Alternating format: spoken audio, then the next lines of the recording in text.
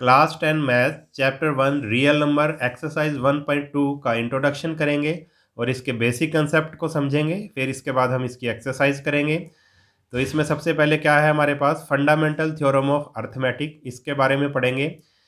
इसमें क्या है, every composite number can be expressed factorised as a product of primes and this factorisation is unique apart from the order in which the prime factor occur.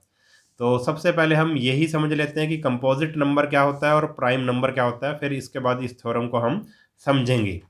तो composite number और prime number में क्या difference है, पहले हम prime number की बात करेंगे।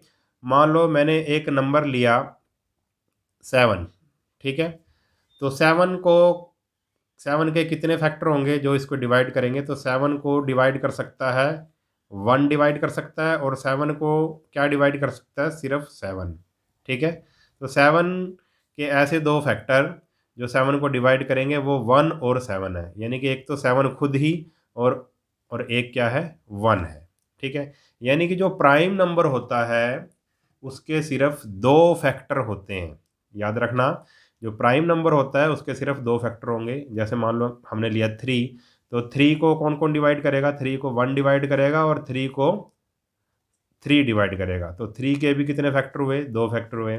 ऐसे ही 5 है, ठीक है, 2 है, 7 है, 11 है, 13 है, 17 है, ये सब प्राइम नंबर है, ठीक है। अगर हम इनके फैक्टर्स की बात करें, इन सब के सिर्फ दो ही फैक्टर होंगे, दो से ज़्यादा फैक्टर नहीं होंगे, ठीक है। ना दो से कम होंगे ना दो से ज़्यादा होंगे। तो प्राइम नंबर वो नंबर होते हैं जिसके सिर्फ दो ही फैक्टर होते हैं, एक 1 और एक वो नंबर खुद, ठीक है। एक तो 1 होता है उसका एक फैक्टर और दूसरा फैक्टर वो नंबर खुद ही होता है, ठीक है। समझ गए प्राइम नंबर के बारे में।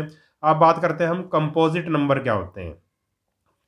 कंपोजिट नंबर क्या होते हैं, ये वैसे आपने क्लास 6 में पढ़ रखा है, फिर भी एक बार देख लो। कंपोजिट नंबर्स क्या होते हैं, ऐसे नंबर जिनके दो से ज़्यादा फैक्टर हो सकते हैं, ठीक है, वो क्या होते हैं, कंपोजिट नंबर होते हैं जिसके दो से ज़्यादा फैक्टर। एक एग्जांपल लेते हैं, जैसे 8 है। 8 को कौन कौन डिवाइड कर सकता है, 8 को 1 डिवाइड कर सकता है, 8 को 2 डिवाइड कर सकता है, 8 को 4 डिवाइड कर सकता है कम्प्लीटली, और 8 को डिवाइड कर सकता है 8। तो 8 के कितने फैक्टर हुए, 1 2 3 4, तो 4 फैक्टर हो गए। तो 8 क्या है, एक कंपोजिट नंबर है। एक एग्जांपल और ले लेते हैं, जैसे 6 है। 6 को 1 डिवाइड कर सकता है, 2 डिवाइड कर सकता है, 3 डिवाइड कर सकता है और 6 डिवाइड कर सकता है। तो 6 के कितने फैक्टर हो गए, 1 2 3 4, 4 फैक्टर हो गए। तो ऐसे नंबर जिनके दो से ज़्यादा जिनके दो से ज़्यादा फैक्टर हों उनको तो बोलेंगे कंपोजिट नंबर, और जिसके सिर्फ दो ही फैक्टर हों, एक तो वो खुद, ठीक है, और दूसरा 1, यानी कि जिसके सिर्फ दो ही फैक्टर हों वो प्राइम नंबर है, जिसके दो से ज़्यादा फैक्टर हों वो होता है कंपोजिट नंबर। तो आप ये समझ गए। अब हम थ्योरम करते हैं, अब आपको अच्छे से समझ में आएगी। Fundamental theorem of arithmetic, every composite number, ये कह रहा है कि हर एक कंपोजिट नंबर को हम एक्सप्रेस कर सकते हैं प्रोडक्ट ऑफ प्राइम नंबर्स में। यानी कि कंपोजिट नंबर के जब हम फैक्टर बनाएंगे तो उसको हम प्राइम फैक्टर में दिखा सकते हैं। And this factorisation is unique, और ये जो फैक्टराइजेशन हम करेंगे वो यूनिक होगी, यानी कि जो प्राइम फैक्टर हम बनाएंगे उनके अलावा और कोई प्राइम फैक्टर उसके नहीं होंगे, apart from the order in which the prime factor ओकर। और जो प्राइम फैक्टर है उनके जो ऑर्डर है वो आगे पीछे हो सकता है। अब एक एग्जांपल से आपको पूरा क्लियर हो जाएगा ये थ्योरम। देखो, अब जैसे मैंने लिया, एक नंबर ले लिया, चलो मैंने लिया 20, ठीक है। 20 एक कंपोजिट नंबर है, आपको पता है, ठीक है। अब इसको अगर मैं इसको प्राइम फैक्टराइजेशन करूँ, इसकी 2 से डिवाइड करूँ 10 आ जाएगा, फिर 2 से डिवाइड करूँ 5 आ जाएगा, ठीक है। तो 20 के प्राइम फैक्टर क्या बने, 2 इंटू 2 इंटू 5, ठीक है। ये 20 के प्राइम फैक्टर बन गई। तो इसने कहा था कोई भी कंपोजिट नंबर, जैसे हमने कंपोजिट नंबर 20 लिया था, इसको हम प्राइम फैक्टर्स में, प्रोडक्ट ऑफ प्राइम फैक्टर्स में दिखा सकते हैं। हमने दिखा दिया प्रोडक्ट ऑफ प्राइम फैक्टर। ऐसे कोई भी, जैसे 15 लिया, 25 लिया, कुछ भी, 360 लिया, कोई भी कंपोजिट नंबर हम लेते हैं तो हम उसको इस तरह से दिखा सकते हैं, प्रोडक्ट ऑफ प्राइम फैक्टर में दिखा सकते हैं। और आगे इसने बात कही थी कि ये जो फैक्टराइजेशन है वो यूनिक है। अगर हम 20 के फैक्टर प्राइम फैक्टर बना रहे हैं तो ये यूनिक है। यूनिक का मतलब इसके जो ये फैक्टर बने हैं इनके अलावा और कोई फैक्टर नहीं बन सकते 20 के, ठीक है। मगर इनका ऑर्डर, आगे इसने कहा है कि इनका ऑर्डर आगे पीछे हो सकता है। मैं इसको ऐसे भी लिख सकता हूँ 2 × 5 × 2, कोई फर्क नहीं पड़ा। या ऐसे भी लिख सकता हूँ 5 × 2 × 2, ठीक है। मगर फैक्टर वही रहेंगे 2 2 5, 2 2 5, 2 2 5, ठीक है। फैक्टर तो वही रहेंगे, इसका ऑर्डर चेंज हम कर सकते हैं, ऑर्डर आगे पीछे हो सकता है, मगर ये जो फैक्टराइजेशन हमने 20 की है वो यूनिक होगी, ठीक है। किसी भी कंपोजिट नंबर की हम फैक्टराइजेशन करेंगे वो यूनिक होगी, यानी कि उसके जैसी और उसके जैसे, यानी कि इनके अलावा और कोई 20 के फैक्टर नहीं होंगे। यूनिक का मतलब ये है, ठीक है। तो समझ गए। तो बिल्कुल सिंपल सी थ्योरम है, हर एक कंपोजिट नंबर को हम प्रोडक्ट ऑफ प्राइम्स में दिखा सकते हैं, एक्सप्रेस कर सकते हैं, ठीक है। तो समझ में आ गई। आगे हमारे पास क्या है वो देख लो। और क्या है इस एक्सरसाइज में, HCF and LCM by prime factorisation method. हमने प्राइम फैक्टराइजेशन मेथड से HCF और LCM निकालना है। एक एग्जांपल लिया हमने दो नंबर ले लिए 6 और 20, ठीक है।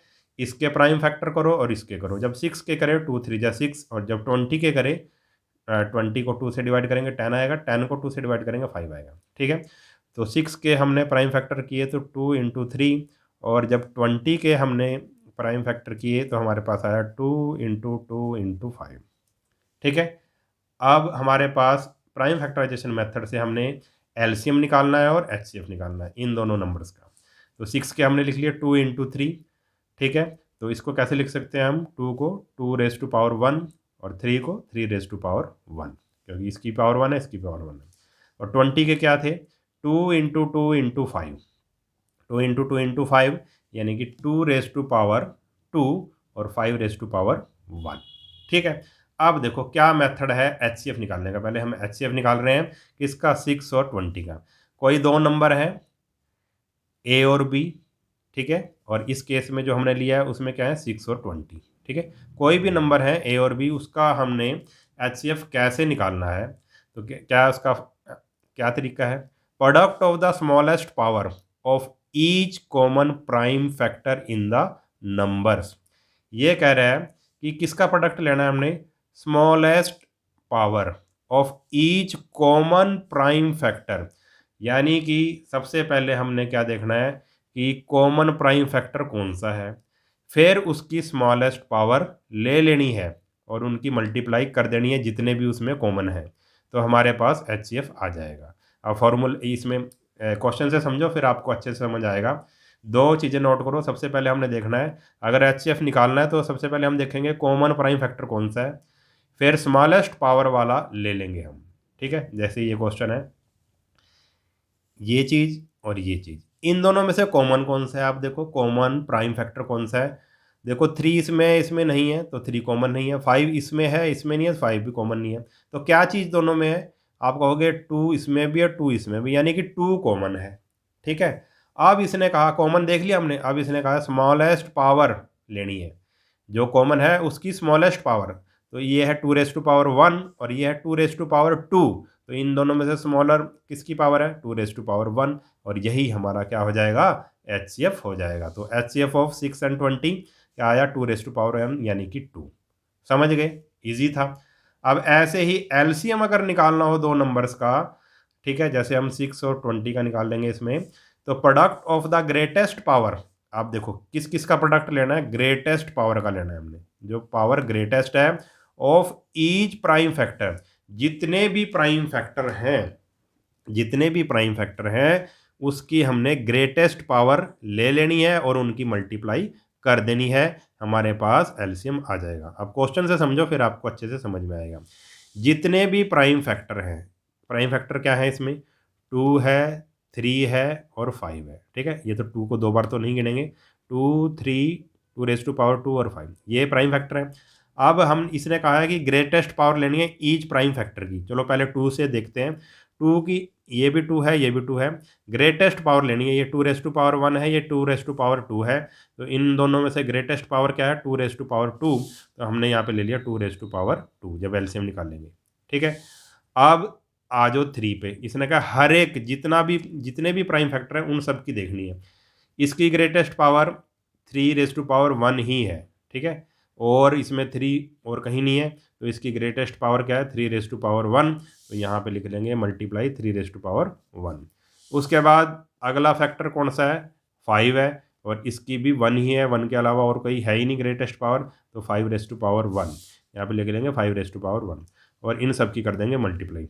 2⁻2 का मतलब है 4, 4 3 जा 12, 12 5 जा 60, 60 हमारा क्या आ गया एलसीएम आ गया। तो इस मेथड से हमने क्या करना है, प्राइम फैक्टराइजेशन मेथड से एचसीएफ और एलसीएम निकालना है, ये आप सीख गए।